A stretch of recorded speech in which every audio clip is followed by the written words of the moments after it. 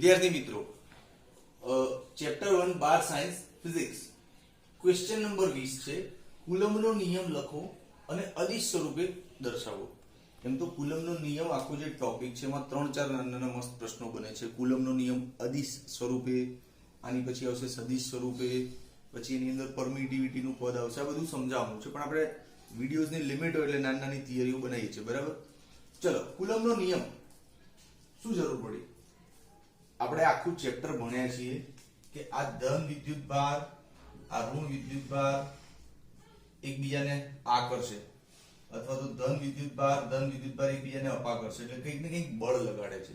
તો આ બંને વચ્ચે કેટલું બળ હશે? 5 ન્યૂટન, 10 ન્યૂટન, 20 ન્યૂટન, કેટલું? Don't know.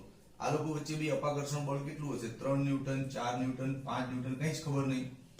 તો આ બળનું બળ લાગે છે એવી ખબર છે કે પ્લસ માઇનસ છે, તો અહીંયા આકર્ષણ થાય છે, અહીંયા અપાકર્ષણ થાય છે એવી ખબર છે, પણ કેટલું? 5 ન્યૂટન, 10 ન્યૂટન, 20 ન્યૂટન। તો એ બળનું મૂલ્ય અને બળનું ડાયરેક્શન આ જાણવા માટે કુલમ્બનો નિયમ ઉપયોગી છે, બરાબર। કુલમ્બના નિયમમાં એ જ બતાવવામાં આવ્યું છે કે બળ કેટલું હોય। બહુ સિમ્પલ છે, આપણે 11માં ગુરુત્વાકર્ષણનો નિયમ ભણ્યા છે ને એની કોપી છે। ગુરુત્વાકર્ષણનો નિયમ શું હતો? F બરાબર G m1 m2 upon r2 હતો। હવે આવું હતું જો 11માં કંઈક ડન। શું નિયમ હતો? યાદ કર કે ગુરુત્વાકર્ષી બળ એ દળોના ગુણાકારના સમપ્રમાણમાં અને તેમની વચ્ચેના અંતરના વર્ગના વ્યસ્ત પ્રમાણમાં, આવું હતું ને 11માં। એની કોપી છે, દળોની જગ્યાએ છે ને ખાલી વિદ્યુતભાર શબ્દ નાખી દેવાનો, બરાબર।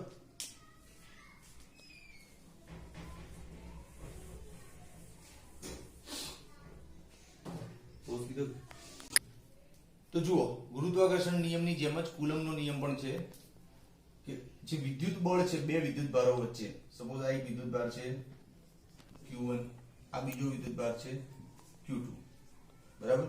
એમની વચ્ચેનું અંતર છે R। તો આ બંને વચ્ચે વિદ્યુત બળ કેટલું? સિમ્પલ, આ બંને વચ્ચેનું વિદ્યુત બળ એ આ બે વિદ્યુત ભારોના ગુણાકારના સમપ્રમાણમાં હોય। આ બે વિદ્યુત ભાર, એનો ગુણાકાર અને આ સમપ્રમાણ, તથા આ બંને વચ્ચેના જે અંતર છે એ અંતરના વર્ગના વ્યસ્ત પ્રમાણમાં હોય। આમ હવે આ બંને ભેગું કરો એટલે આવું થાય Q1 Q2 upon r2। Clear? પછી આ સમપ્રમાણતા થાય એટલે કંઈક અચળાંક આવશે, સિમ્પલ છે। તો ચલો આ નિયમ લખીએ પ્રોપર શબ્દોમાં। આવડશે લખતા? ચલો લખીએ। બે બિંદુવત વિદ્યુત ભારો વચ્ચે ઉદ્ભવતું વિદ્યુત બળ, બે બિંદુવત વિદ્યુત ભારો વચ્ચે ઉદ્ભવતું વિદ્યુત બળ એ તેમના વિદ્યુત ભારોના ગુણાકારના સમપ્રમાણમાં અને તેમની વચ્ચેના અંતરના વર્ગના વ્યસ્ત પ્રમાણમાં હોય। ખ્યાલ આવી ગયો ને? તો લખી દઉં, ચલો। બે બિંદુવત વિદ્યુત ભારો વચ્ચે ઉદ્ભવતું અથવા પ્રવર્તતું વિદ્યુત બળ તેમના વિદ્યુત ભારોના ગુણાકારના સમપ્રમાણમાં અને તેમની વચ્ચેના અંતરના વર્ગના વ્યસ્ત પ્રમાણમાં હોય છે। ઓકે, લખતા આવડી ગયું। ચાલો હવે આનું સૂત્ર બનાવી દઈએ। ઓકે, જો બે બિંદુવત વિદ્યુત ભારો Q1 અને Q2 લઈએ તથા તેમની વચ્ચેનું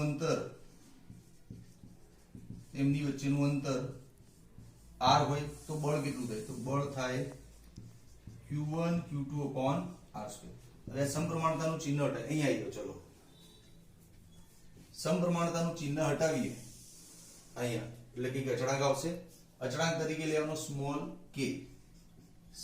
k હો, કેપિટલ K નહીં, કેમ કે આ જ ચેપ્ટરમાં આ જ થિયરીમાં કેપિટલ K બીજા કોઈ પદ માટે લેવાનું છે, એટલે ખાસ ધ્યાન રાખ। કુલમ્બના સૂત્રમાં જે અચળાંક લેવાનું છે એ સ્મોલ k। ઓકે, ચલો હવે આ સૂત્ર તો આવી ગયું। હાલ કોઈ સદિશ કે દિશાઓનું વર્ણન નથી, કેમ કે ટાઇટલમાં છે અદિશ સ્વરૂપ સમજાવવાનું. જો કે હવે આ જે સ્મોલ કે છે ને, આ કંઈક નવું પદ છે, પહેલી વાર આવ્યું. તેને સાઈડમાં જઈને મસ્ત સમજાવવાનું, જગ્યા લઈ લો, થિયરીને અહીંયા રોકો, થોડી વાર કે ઉપર ડિસ્કશન કરો કે ભાઈ સ્મોલ કે અત્યારે તો શું દેખાય છે? સમપ્રમાણતાનો અચળાંક. શું દેખાય છે? સમપ્રમાણતાનો અચળાંક. ઓકે, પણ આનું એક્ઝેક્ટ નામ એવું બી આપી શકાય, કુલમના સૂત્રમાં આવ્યું ને, એટલે કુલંબ નો અચળાંક એવું પણ કહી શકાય, કુલંબ અચળાંક. અચ્છા, આની વેલ્યુ ફિક્સ છે, આની વેલ્યુ છે 8.9 into 10⁹9. બરાબર. એકમ હમણાં બનાવી આપણે, એસઆઈ એકમ સમજી લે. પણ આ વ્યવહારિક ઉપયોગો માટે આ કિંમત લેવાય લગભગ 9 into 10⁹9 એસઆઈ. હવે આનો કે નો એકમ બનાવવો હોય ને તો ઈઝી છે બે, નહીં શીખ્યો જો. આ એફ એટલે ન્યૂટન, આ કે નો કે, આ Q1 એટલે કુલમ, Q2 એટલે કુલમ, નીચે અંતર એટલે મીટર નો સ્ક્વેર, કુલમ નો સ્ક્વેર. તાને સામે જવા દો, newton meter square upon coulomb square. બની ગયો ને એકમ, newton meter square upon coulomb square. ઘણી વાર આવું બી લખ્યું હોય ચોપડીઓમાં, ન્યૂટન મીટર ટુ C-2. આ કે નું ઇન્ટ્રોડક્શન આપવાનું 3-4 પોઈન્ટમાં, નહીતર માર્ક્સ કપાય. બરાબર. ચલો, કે નું ઇન્ટ્રોડક્શન હજી થોડુંક આગળ જશે. કે બરાબર એક બીજું સૂત્ર પણ છે આનું, 4πε0. આવું પણ લખાય કે ને.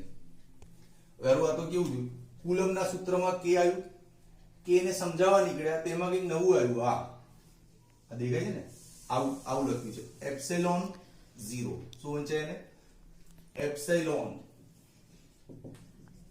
એપ્સિલોન આપણે આવું વાંચવાનું, દેશી ગુજરાતી છે, એપ્સિલોન, અને અહીંયા નાનો 0 છે. બરાબર. તો હવે આને સમજાવવાનું ચાલુ કરી દો. ચલો પાછું અહીંયા લખો, જ્યાં એપ્સિલોન એટલે શું? તો એપ્સિલોન એટલે શૂન્યાવકાશની પરમિટિવિટી.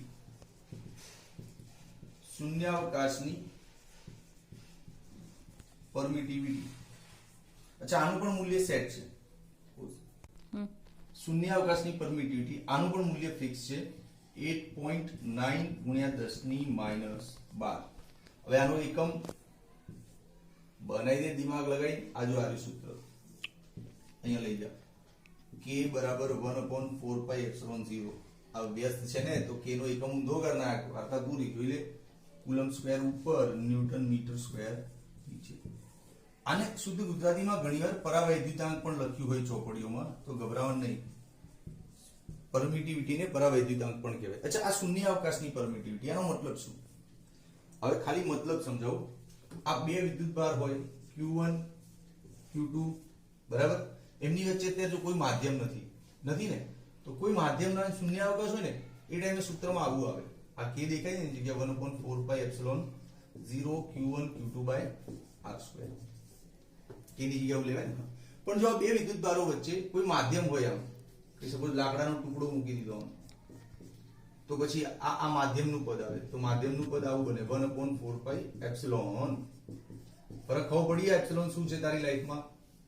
બે વિદ્યુતભારો વચ્ચે કોઈ માધ્યમ ના હોય, शून्यावकाश हो तो अच्छा हवा भी चलते। आज चैप्टर पूरतू शून्यावकाश और हवा ने सरखी समझो, केम आगे देख लेंगे। इस चैप्टर में आप शून्यावकाश और हवा को समान समझो।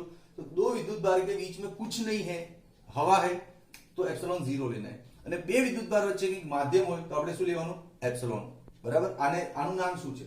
આનું નામ છે માધ્યમની પરમિટિવિટી।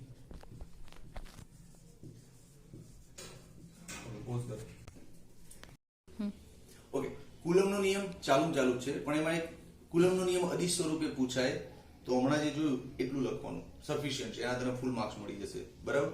હવે બીજો પ્રશ્ન એક્સ્ટ્રા, માધ્યમની હાજરીમાં લાગતું વિદ્યુત બળ બે વિદ્યુત ભારો વચ્ચે Q1 Q2 ની વચ્ચે કોઈ માધ્યમ હોય, સપોઝ લાકડાનો ટુકડો વચ્ચે હોય તો બળ કેટલું લાગે, અને માધ્યમની ગેરહાજરીમાં લાગતું બળ, આ બંનેને સરખાવવાના છે। તો સિમ્પલ છે ને, આ મસ્ત બે ભાગ પાડી દે, આ બાજુ લખી દે બરાબર,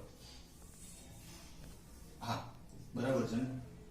Q1 અને Q2 વિદ્યુત ભારો વચ્ચે ઈઝી છે, માધ્યમની ગેરહાજરીમાં લાગતું બળ,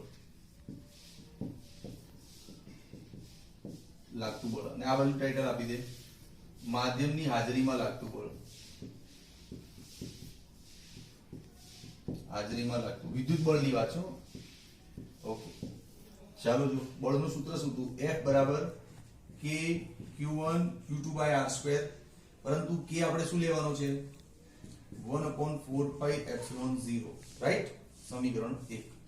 આ માધ્યમ અવેલેબલ નથી એટલે આવું સીન થાય. જો આ Q1 આ છે તારો Q2, અંતર છે R, અને હાલ જો આમની વચ્ચે કોઈ માધ્યમ આપણે અહીં મૂક્યું નથી, રાઈટ? હવે માધ્યમની હાજરીમાં તો આપણે હમણાં શીખ્યા ને, માધ્યમમાં શૂન્યાવકાશની પરમિટિવિટી આવી હોય એપ્સિલોન 0, માધ્યમની શું હોય? એપ્સિલોન. હા, માધ્યમ છે એટલે એમ લખી દઈએ તો ખબર પડે આ માધ્યમનું બળ છે 1/4 pi epsilon Q1 Q2 by R square. અચ્છા, આ બળ ક્યારે લાગે? સપોઝ જો ચિત્ર સમજવા માટે છે, Q1 વારે ઘડી થિયરીમાં ચિત્ર દોરવાની જરૂર નથી. આ બે વિદ્યુતભારો છે એમની વચ્ચે આવું કોઈ માધ્યમ મૂકી દેવાનું તો સ્વાભાવિક છે હવે આ કંઈક નવું આવશે, બરાબર?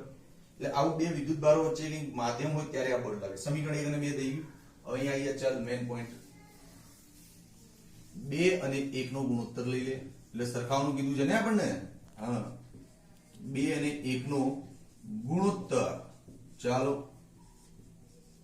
Fm/F ગુણોત્તર એટલે આની નીચે આને મૂકી દેવાનું. આમાં શું આવશે ઉપર? 1/4 pi epsilon Q1 Q2 by R square, એટલે 1/4 pi epsilon 0 Q1 Q2 by R square. બધું ઉડી ગયું, જોઈ લે. Fm/F આ છે નીચે તો ઉપર જાય, પેલું નીચે આવે. ડન. ઓકે, હવે Fm, આ F ને સામે જવા દો. આ એપ્સિલોન, હવે પેલા એપ્સિલોન 0 ને છેદમાં લઈ લો, આમ ચાલે ને ગાણિતિક રીતે? કેમ આવું કર્યું? કેમ કે એક નવું પદ બને છે. આને કહેવાય K, કેપિટલ K. મેં હમણાં જ કહ્યું હતું કે આ જ લેક્ચરમાં એક કેપિટલ K પણ આવશે. શું છે સમજાવું, પણ પેલા સાંભળતો ખરા. કુલમના સૂત્રમાં જે K આવે ને, F બરાબર K Q1 Q2 by R square. આ K અલગ, સ્મોલ K, આ કુલમનો અચળાંક છે. આ કેપિટલ K અલગ. અચ્છા, આની વેલ્યુ સેટ છે 9 × 10⁹ લેવાની છે, બરાબર? આની વેલ્યુ ફિક્સ નથી, કેમ કે આ K શું છે જો એની વિશે થોડી વાત કરીએ. જ્યાં કેપિટલ K ને ડાઇલેક્ટ્રિક અચળાંક પણ કહેવાય. ડાઇલેક્ટ્રિક અચળાંક બી કહેવાય, અથવા તો કેપિટલ K બરાબર શું બનાવ્યું? ε/ε0. તો આને સાપેક્ષ પરમિટિવિટી પણ કહેવાય. સાપેક્ષ પરમિટિવિટી સમજો બી, બધું તકલીફ ના થાય. કુલમ IMP છે. હા, અચ્છા, આ K ડાઇલેક્ટ્રિક અચળાંક છે તો આ K નું મૂલ્ય બધા મટીરીયલ માટે અલગ હોય. K નું મૂલ્ય લાકડા માટે અલગ હોય, K નું મૂલ્ય ધાતુઓ માટે અલગ હોય, હવા માટે અલગ હોય. સમજો કે નહીં સમજો? હવે જો એક્સ્ટ્રા નોલેજ, કેમેરામેન કેટલા મિનિટ નો થયો ભૈયા? 4:07. Extra knowledge. ચલો, એક્સ્ટ્રા નોલેજમાં શું છે? મેં હમણાં તને કહ્યું હતું કે આ ચેપ્ટરમાં છે ને શૂન્યાવકાશ અને હવાને લગભગ સરખા જ સમજ છે, હે ને? એવું કેમ કહ્યું હતું ખબર છે? કેમ કે જ્યારે શૂન્યાવકાશ માટે છે ને K હોય આપણો 1, અને હવા માટે છે ને K હોય 1.00003 લગભગ આટલો, બરાબર? તો તું જો શૂન્યાવકાશ અને હવાના K લગભગ સરખા જ છે, કેમ કે આપણે પહેલા બે આંકડાઓને કન્સિડર કરીએ તો આ લગભગ 1 જ થાય. એટલે આ ચેપ્ટર પૂરતું K ના દ્રષ્ટિકોણથી શૂન્યાવકાશ અને હવાને સરખા સમજવાના. પણ બીજું કોઈ મટીરીયલ હોય તો હું એક્સ્ટ્રા નોલેજ એટલે લખી આપું છું. જેટલા બી અવાહક પદાર્થો કરે ને, લાકડું ને એ બધા માટે K હંમેશા ગ્રેટર ધેન 1 હોય, એક કરતા મોટું હોય જ ને. હવા અવાહક છે, ખબર છે ને? હવામાંથી કરંટ ફ્લો નહીં થતો. તું વાયરનો છેડો અહીંયા રાખ, સ્વિચ ચાલુ કર અને બલ્બ ત્યાં દૂર રાખ, તો શું આ વાયરમાંથી કરંટ બલ્બમાં જાય? બલ્બ ચાલુ થાય ના થાય? બલ્બને અહીંયા અડાડવો પડે ને, કેમ કે વચ્ચે હવા છે. એ કરંટ હવામાં ટ્રાવેલ નહીં કરતો. હવા અવાહક છે. જોઈ લે, એનો K એક કરતા મોટો છે. જેટલા પણ અવાહક છે એમનો ડાઇલેક્ટ્રિક અચળાંક એક કરતા મોટો હોય. ધાતુ હોય કોઈ પણ, એની માટે K છે ને ઇન્ફાઇનાઇટ હોય, બરાબર? તો આટલી ઇન્ફોર્મેશન રાખજે, બહુ કામમાં આવશે. અને શૂન્યાવકાશ કે હવા માટે K કેટલો હોય? એક્ઝેક્ટલી 1. Okay, done. ઓકે, હજી પણ થોડું એક્સ્ટ્રા નોલેજ. આ બધું નીટમાં ધ્યાનમાં રાખીને આપું છું, બહુ કામ લાગશે. એક્સ્ટ્રા નોલેજ, બરાબર? શું છે એક્સ્ટ્રા નોલેજ? દેખ, આ કુલમના સૂત્રમાં જે સ્મોલ K આવે છે એની વેલ્યુ આપણે શું જોઈ? 9 × 10⁹ જોઈ. એનો એકમ શું જોયો હતો આપણે? એનો એકમ જોયો તો આપણે newton meter square upon coulomb square આવું જોયું હતું. આની એસઆઈ વેલ્યુ થઈ ગઈ ને, પણ આની સીજીએસ કિંમત કેટલી? કેમ સીજીએસ ના હોય? ઘનતાને નથી ભાઈ, ઘનતાની એસઆઈ વેલ્યુ છે 10 ની 3 કિલોગ્રામ પર મીટર ક્યુબ, પણ ઘનતાની સીજીએસ વેલ્યુ શું છે? 1 ગ્રામ પર સેમી ક્યુબ. છે કે નહીં? છે કે નહીં? તો પછી અરે બળને છે ને, બળનો એકમ નોર્મલી 1 ન્યૂટન થાય અને સીજીએસ માં જાવ તો 10 ની 5 ટાઈમ થઈ જાય નહીં? હા, તો આને પણ એસઆઈ વેલ્યુ છે, સીજીએસ વેલ્યુ હશે ને, તો આની સીજીએસ વેલ્યુ 1 થાય. 1 કઈ રીતે? તો સાબિત કરીએ. જો આ બધા એકમોને સીજીએસ માં કન્વર્ટ કરવાના. સૌ પહેલું આ ન્યૂટન ને સીજીએસ બનાવો એટલે શું થાય? 10 ની 5 ડાઈન. નહીં તો તું લે આવા મીટર ને સેન્ટીમીટર બનાવો એટલે 10 ની 2 નો ઉપર સ્ક્વેર છે જ. પછી આ કુલમ છે તો કુલમ નો સીજીએસ યાદ કર, સ્ટેટ કુલમ શીખવાડ્યું થિયરીમાં, કહ્યું તું આઈએમપી જે કામમાં આવશે. જો અહીંયા કામમાં આવ્યું. આ ન્યૂટન નું તો 10 ની 5 ડાઈન થાય, 11 ભણ્યા. મીટર નું 100 સેન્ટીમીટર થાય એ ભણ્યા, પણ આ કુલમ બહુ રેર વસ્તુ છે એટલે મેં આગળની થિયરીમાં આપી દીધી. કુલમ નું સીજીએસ થાય સ્ટેટ કુલમ અને એની વેલ્યુ થાય 3 ગુણ્યા 10 ની 9 સ્ટેટ કુલમ. હવે બધું તું સોલ્વ કરીશ ને એટલે તારો જવાબ આવી જશે 1. આ બહુ આઈએમપી છે, યાદ રાખજે ભાઈ. હા, ડન. ઓકે, જુઓ કુલમનો નિયમ તો શીખી રહ્યા છે ને એમાં આપણે એક્સ્ટ્રા નોલેજ લીધું હમણાં કે સ્મોલ કે ની સીજીએસ વેલ્યુ 1 થાય. હવે હજી એક એક્સ્ટ્રા નોલેજ છે. તો હમણાં જે સૂત્ર શીખ્યો Fm બરાબર F અપોન K, આનો મતલબ શું થાય? આ સૂત્ર તને કઈ રીતે સમજાવ્યું છે? મને તો જોરદાર સમજાઈ ગયું. કોઈ બી બે વિદ્યુતભાર છે Q1 અને Q2, એમની વચ્ચે હાલ કંઈ જ નથી તો બળ લાગે છે F. ને એમની વચ્ચે કંઈક માધ્યમ આવી જાય આ રીતે જોવાનું. એમની વચ્ચે લાકડાનો ટુકડો મૂકી દે આમ, તો બળ કેટલું થઈ જાય છે? F/K. એ થયું ને, માધ્યમની હાજરીમાં બળ કેટલું થઈ જાય? F/K. અને માધ્યમના બળ કેટલું થાય? તો શું થયું? બળ વધ્યું ઘટ્યું? અરે ઘટ્યું. પહેલા F હતું, હવે F/K થયું. એટલે એ તો ખબર પડી કે વિદ્યુત ભારો વચ્ચે કોઈ માધ્યમની હાજરી હોય ને તો વિદ્યુત બળ નબળું પડે, ડાઉન પડે. ખબર પડી કે નહીં પડી? હા, આ જ એક્સ્ટ્રા નોલેજ છે. હવે આની પરથી એક દાખલો સિમ્પલી જો ને. દાખલા તરીકે કોઈ પદાર્થનો એવું નહીં, સીધું જો, બે વિદ્યુતભારો વચ્ચે લાગતું કુલમ બળ 10 ન્યૂટન છે. ઓકે, તેમની વચ્ચે બે ડાઈ ઇલેક્ટ્રિક અચળાંક વાળો પદાર્થ મૂકવામાં આવે. મૂકતા નવું બળ કેટલું? સિમ્પલ છે. આ બે શું છે? Capital K.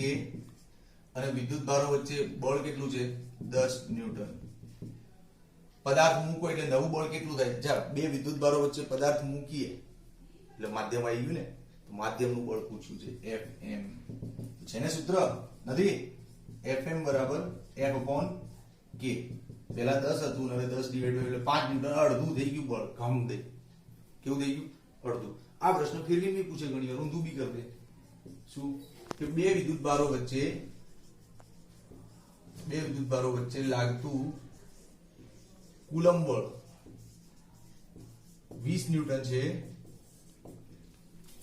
K ડાઈ ઇલેક્ટ્રિક અચળાંક વાળો પદાર્થ મૂકતા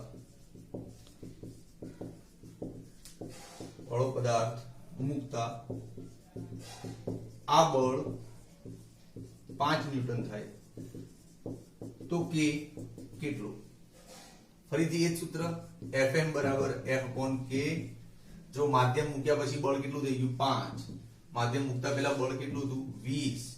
K શોધવાનું છે તો K ને અહીંયા ઉપર લઈ લે, 20/5 એટલે K કેટલું આવી ગયું? 4. તો આ ટાઈપના દાખલાઓ પૂછાય. આ જે એક્સ્ટ્રા નોલેજમાં જે સૂત્ર શીખ્યો ને એનો તારી લાઈફમાં આવો ઉપયોગ થશે. Clear? Okay, done. Okay students, કુલમ્બના નિયમના ઉપયોગથી એક કુલમ વિદ્યુતભારની વ્યાખ્યા આપો. આ પહેલા પણ 1 કુલમની વ્યાખ્યા આપણે સમજી ગયા હતા, પણ એમ્પિયરના સંદર્ભમાં હતું કે વાહક તારમાંથી 1 સેકન્ડમાં 1 એમ્પિયર પ્રવાહ હોય તો અહીંથી જે વિદ્યુતભાર પાસ થાય એ 1 કુલમ છે. હે ને? આજે વ્યાખ્યા આ પ્રવાહના સંદર્ભમાં નહીં, કુલમના નિયમના સંદર્ભમાં સમજાવવાની છે. ચાલો જોઈએ કુલમનું સૂત્ર શું છે. બે બિંદુવત વિદ્યુતભારો હોય Q1 અને Q2. Q1 અને Q2 માટે સૂત્ર શું થાય કુલમનું? K Q1 Q2 upon R. આ સૂત્ર છે. આ સૂત્રમાં જો કોઈ કારણસર Q1 અને Q2 ની કિંમત 1 થાય અને આ R પણ 1 મીટર લઉં, જો આની કિંમત 1 અને આ પણ 1, તો આપણી પાસે રિઝલ્ટમાં શું આવે? બળ આવે K એટલે 9 × 10 ની 9 ન્યૂટન આટલું બળ થાય. આ બધી સમજણ ભેગી કરો અને આને વ્યાખ્યાનો કરતા બનાવી દો એટલે તમારી વ્યાખ્યા બની ગઈ. વ્યાખ્યા શું? બે વિદ્યુત સમાન મૂલ્યના વિદ્યુતભારો વચ્ચેનું અંતર 1 મીટર હોય અને બળ આટલું હોય તો એની વેલ્યુ 1 કુલમ હશે. સિમ્પલ. સમજ્યા? બે વિદ્યુતભારો સમાન મૂલ્યના હોય, જેમની વચ્ચેનું આ અંતર 1 લઈ લઈએ, આ બળ લઈ લઈએ 9 × 10⁹, પછી આવડી જાય તો Q1 Q2 નો જવાબ શું આવે? 1 કુલમ જ આવે ને. હા, બસ એ જ રીતે. ખ્યાલ આવી ગયો વ્યાખ્યાનો? ઓકે, નોટ્સમાં આપી જ છે. ડન. હવે પ્રશ્ન નંબર 23. પ્રશ્ન નંબર 23 કુલમના નિયમની મર્યાદાઓ. મીન્સ કુલમનો નિયમ એ ગુરુત્વાકર્ષણની જેમ સાર્વત્રિક નિયમ નથી. ન્યૂટનનો ગુરુત્વાકર્ષણનો નિયમ તો સાર્વત્રિક છે ને. તે કુલમનો નિયમ સિચ્યુએશનલ છે. બધી ઘટનાઓમાં એ લાગશે એવું જરૂરી નથી. હે ને? તો જો કઈ કઈ ઘટનાઓમાં કુલમના નિયમને મર્યાદા આવી જાય, જેમ કે પહેલી જ શરત, વિદ્યુતભાર બિંદુવત હોવા જોઈએ તો જ કુલમનો નિયમ લગાવી શકાય. બિંદુવત હોવા જોઈએ. બીજી શરત, વિદ્યુતભાર સ્થિર હોવા જોઈએ.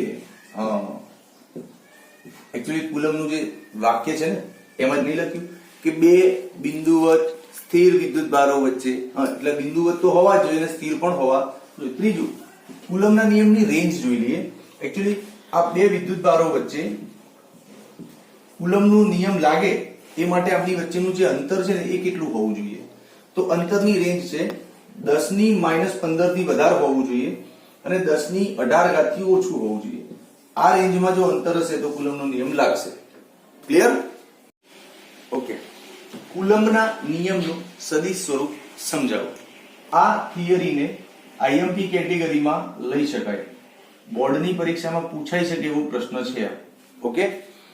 કુલમના નિયમનું સદિશ સ્વરૂપ ઈઝી, પણ થોડું 11મું જોવું પડશે. 11મું આપણે શું જોયું હતું? સપોઝ આ છે સદિશ A બરાબર 5i કેરેટ, રાઈટ? હવે સપોઝ અહીંથી આ સદિશ હટાઈ દઉં તો સ્વાભાવિક છે i કેરેટ જતું રહે, તો આ મૂલ્ય દઈએ ને A બરાબર 5. એટલે આ કહેવા શું માંગુ છું કે કોઈ પણ ભૌતિક રાશિને સદિશ બનાવવી હોય તો અહીંયા તીર આપવું પડે, તો સામે એકમ સદિશ આપવો પડે. અચ્છા, આ એકમ સદિશ આની જ દિશામાં હોવો જોઈએ તો જ કામ થાય. કદાચ એની વિરુદ્ધ દિશામાં નેગેટિવ આપવું પડે, પણ એની દિશામાં અથવા એની વિરુદ્ધ દિશા સિવાય ક્યાંક હોય તો આ નહીં ચાલે. ખ્યાલ આવ્યો? એટલે તમે જ્યારે પણ કોઈ ભૌતિક રાશિ છે સપોઝ x, એને સદિશ બનાવો છો તો એના મૂલ્ય સાથે અહીંયા કંઈક એકમ સદિશ મૂકવો પડે. પછી એકમ સદિશમાં i, j, k કંઈ પણ હોઈ શકે અને આની દિશામાં જ હોવું જોઈએ. બેઝિક વસ્તુ ક્લિયર? ચાલો કુલમના નિયમનું સદિશ સ્વરૂપ બનાવીએ. અહીંયા એક સંદર્ભ બિંદુ લઈ લો O, બરાબર? અહીંયા એક વિદ્યુતભાર લઈ લો Q1, અહીંયા એક વિદ્યુતભાર લઈ લો Q2. ચાલો અહીંથી આનો સ્થાન સદિશ શું બનાવી દઈએ? R1. પેલાનો સ્થાન સદિશ R2. ડન? ઓકે. તો લખવું હોય તો 2 પોઈન્ટ તો મળી ગયા. ચાલો લખીએ. પહેલો પોઈન્ટ, આકૃતિમાં દર્શાવ્યા મુજબ બે વિદ્યુતભારો બિંદુવત Q1 અને Q2 ને ધ્યાનમાં લો. દર્શાવ્યા મુજબ Q1 અને Q2 ને ધ્યાનમાં લો. ચલો ડન. બીજો મુદ્દો શું બને? તેમના સ્થાન સદિશ અનુક્રમે r1 અને r2 છે. તેમના સ્થાન સદિશો અનુક્રમે r1 અને r2 છે. ડન. ચલો બે સ્ટાર્ટિંગ મુદ્દા તો બની ગયા. હવે બીજું સદિશ છે ભાઈ, ઘણું બધું દોરવાનું આવશે, મજા આવે દોરવાની. એમ ચલો શું દોરી શકીએ આપણે? તો જો ઉગમ બિંદુથી આનું સ્થાન સદિશ r1 છે, પણ આની સાપેક્ષે આનું સ્થાન સદિશ શું થાય? આમ તો એકનું સ્થાન સદિશ બે ની સાપેક્ષે આ દિશામાં થાય ને, રાઈટ? એ જ રીતે આની સાપેક્ષે સ્થાન સદિશ શું દોરી? ભાઈ આનું સ્થાન સદિશ o ની સાપેક્ષે તો ખબર જ છે r2 છે, પણ અહીંથી માપવું હોય તો, સંદર્ભ અહીંયા હોય તો લખવું પડે ને કે બે નો સ્થાન સદિશ એક ની સાપેક્ષે આ દિશામાં હશે. આવડે ને બધું સદિશ દોરો. ઓકે. બીજું, હવે આ બે જો પોઝિટિવ છે, વિદ્યુતભારો એક પ્લસ એક માઇનસ એવું નથી, બંને ધન લીધા છે, બરાબર? તો સ્વાભાવિક છે એકબીજા પર અપાકર્ષણ બળ ક્રિએટ કરે, હે ને? તો સપોઝ 1 પર લાગતું બળ 2 ના લીધે, તો જો આ 2 છે ને, પેલાને અપાકર્ષણ એટલે આમ ધક્કો મારે, તો આના લીધે આની પર જે બળ લાગે એ આમ લાગશે, તો તીર આમ આવશે. કયું બળ છે આ કોના લીધે છે? આ 1 પર લાગે છે 2 ના લીધે અપાકર્ષણ. એ જ રીતે 2 પર 1 ના લીધે આમ આવશે ને. બસ આ 1 2 3 4 5 6 તીર સમજાય ને એટલે આપણું 50% કામ થઈ ગયું. હવે તીર વિશે ડાયલોગ લખો. આની વિશે લખો કે 1 પર 2 વડે લાગતું બળ પર q2 વડે લાગતું બળ, 1 પર 2 વડે લાગતું બળ. ઓકે. પછી આની વિશે લખો પોઈન્ટ. 2 પર 1 વડે લાગતું બળ, 2 પર 1 વડે લાગતું બળ. પછી આનો મુદ્દો રહી ગયો, લખો. આને લખો. આ શું છે? આ r12 તમે દોર્યું, શું છે આ? લખો ને. એકનું બે ની સાપેક્ષે સ્થાન સદિશ, q1 નો q2 ની સાપેક્ષે સ્થાન સદિશ. ડન. એ જ રીતે આ r21 ને શું લખીશું આપણે? q2 નો સ્થાન સદિશ q1 ની સાપેક્ષે, q1 ની સાપેક્ષે સ્થાન સદિશ. આવું થિયરી સ્ટાર્ટ કરું એટલે આપણે 5-6 પોઈન્ટ તો જોઈએ ને. અને આપણે તો જાણીએ છીએ ફિઝિક્સમાં કેવું હોય, કોઈ બી થિયરીનો ફીલ્ડ શું હોય? પહેલા એક ચિત્ર હોય, એ ચિત્ર પરથી 5-6 મુદ્દા હોય, અને પછી સીધું ગણિત ચાલુ થઈ જાય એટલે થિયરી પૂરી. કોઈ પણ થિયરીનો આ જ સાર હોય. ઓકે. ચલો હવે આનું મેથેમેટિક્સ સ્ટાર્ટ કરીએ આપણે. આ પોર્શનમાં જુઓ, આ બંને વચ્ચેનું બળ લખવું હોય તો શું લખવું પડે? એવું કરો ને, 1 પર કાં તો 2 પર 1 વડે લાગતું બળ. ચલો 2 પર 1 વડે લાગતું બળ શું આવશે સૂત્ર? k q1 q2 અને 2 1 વચ્ચેનું અંતરનો સ્ક્વેર. આ છે ને સૂત્ર. તો હવે આપણે આને સદિશ બનાવવું છે આમ, તો અહીંયા એક કેરેટ મૂકવો પડશે ને. વાત તો થઈ ગઈ, સદિશ બનાવવા કેરેટ મૂકવો પડે. તો ચાલ આની દિશામાં જ હોવું જોઈએ. આની દિશામાં કોણ દેખાય તને? જો 2 1 કઈ બાજુ છે? 2 1 આ બાજુ છે. એની દિશામાં જો આ દેખાય છે, આની દિશામાં તેને લખી લો r21. ક્લિયર? અચ્છા, આની વિશે ડાયલોગ લખવો પડશે ને, જ્યાં r21 શું છે? એકમ સદિશ છે સાહેબ, પણ કઈ દિશામાં? f21 ની દિશામાં. f21 ની દિશામાં એકમ સદિશ. ઓકે. હવે આને આજે આગળ એક સ્ટેપ લખી શકાય આમ.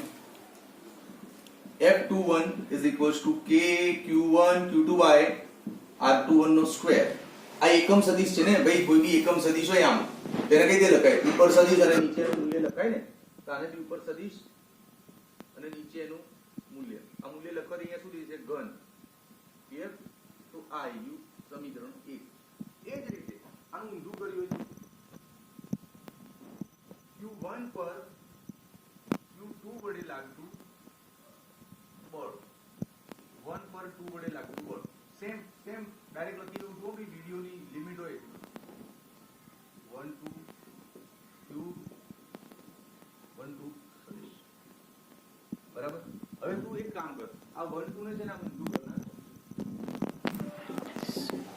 કે q1 q2 આને ઊંધું કરી નાખવાનું 2 1 તો આગળ એક માઈનસ આવી જાય ને વેરી ગુડ ખબર જ હશે આ થઈ ગયું સમીકરણ 2 હવે 1 અને 2 પરથી તારણ કાઢ જો 1 અને 2 પરથી જો ધ્યાનથી બંનેના એક્ઝેક્ટલી મૂલ્ય સરખા છે પણ દિશામાં પ્લસ માઈનસ છે એટલે f12 નું મૂલ્ય અને f21 નું મૂલ્ય સરખું છે પરંતુ f12 ની દિશા અને 21 ની દિશા વિરુદ્ધ છે ઓકે ક્વેશ્ચન 25 સંપાતપણાનો સિદ્ધાંત લખો અને સમજાવો સંપાતપણું એટલે શું જો ભાઈ આ બે જ વિદ્યુતભાર હોય ને અહીંયા આ q1 અને આ q2 તો એકબીજા પર બળ લગાડે અપાકર્ષણ કે આકર્ષણ આ આની પર લગાડે ને આની પર લગાડે પણ બે ના હોય અને સપોઝ 4-5 જણા હોય આ ત્રીજો છે q3 q4 સપોઝ આ છે q5 હું એમ કહું કે આ સિચ્યુએશનમાં q1 પર કેટલું બળ લાગે છે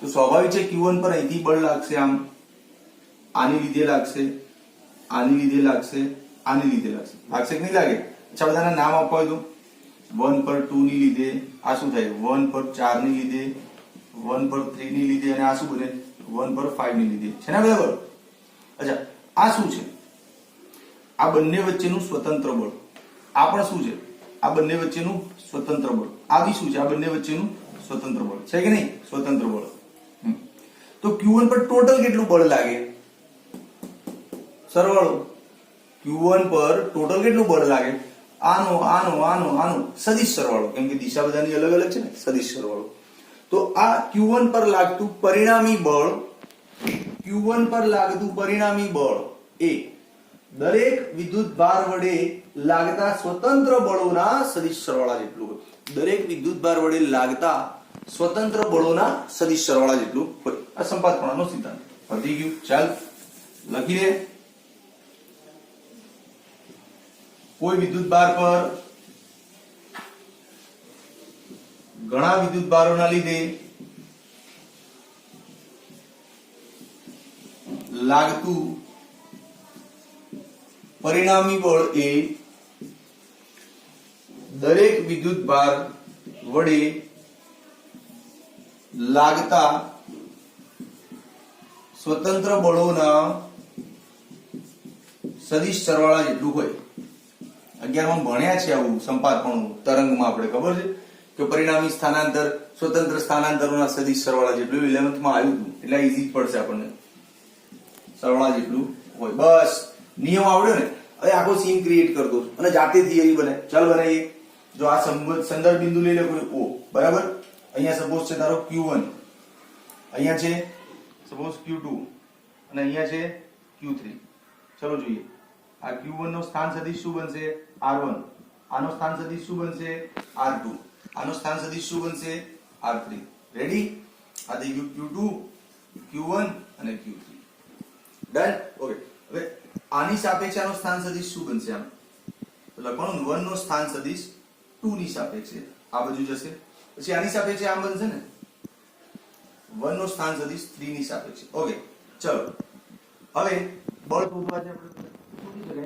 આ 1 ઉપર જો આ 2 ના લીધે જે અપાકર્ષણ બળ આવશે આમ એ તો આમ જ જશે ને એટલે આ શું છે 1 પર 2 ના લીધે બળ પછી 1 પર 3 ની લીધે જે બળ આવશે આમ જશે ત્યાં શું છે 1 પર 3 ની લીધે બળ હવે આ બંનેનું પરિણામી આમ ક્યાંક જશે પરિણામી બળ પતી ગયું ચિત્ર સમજાયું તો બસ આ જ બધી સ્ટોરી લખવાની છે તને આવડી જશે જો પહેલા તો 4-5 મુદ્દા લખી દેજે કે આકૃતિમાં દર્શાવ્યા મુજબ q1 q2 અને q3 થી બનેલા તંત્રને ધ્યાનમાં લો ઓકે બીજો મુદ્દો આ બધાના સ્થાન સદિશ o ની સાપેક્ષે અનુક્રમે r1 r2 r3 છે લખતા આવડશે ને થિયરી શું લખીશ પહેલો પોઈન્ટ આકૃતિમાં દર્શાવ્યા મુજબ q1 q2 અને q3 નો વિચાર કરો બીજો મુદ્દો આ બધાના સ્થાન સદિશ o ની સાપેક્ષે અનુક્રમે r1 r2 અને r3 છે ક્લિયર પછી આ બધાના નામકરણ લખી દેજે ચલો હું ડાયરેક્ટ ગણિત શીખવાડું છું આનું q1 પર q2 ને લીધે લાગતું બળ q1 પર q2 ને લીધે લાગતું બળ 1 પર 2 ને લીધે લાગતું બળ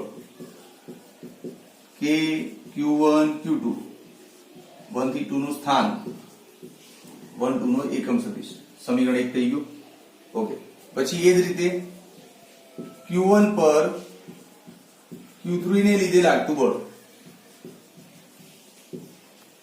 ચલો 1 પર 3 ની લીધે લાગતું બળ,